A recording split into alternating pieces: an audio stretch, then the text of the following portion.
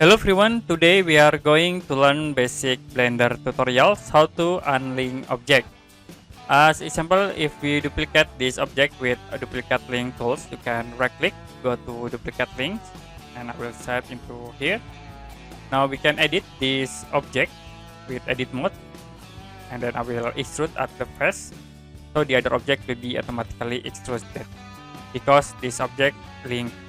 So if you unlink this object, you can go to object mode, select the object. After it, click object menu, go to relation and make single user.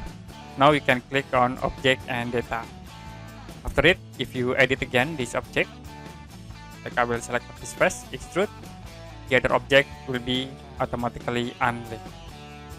Okay, that's it for basic Blender tutorials, how to unlink object.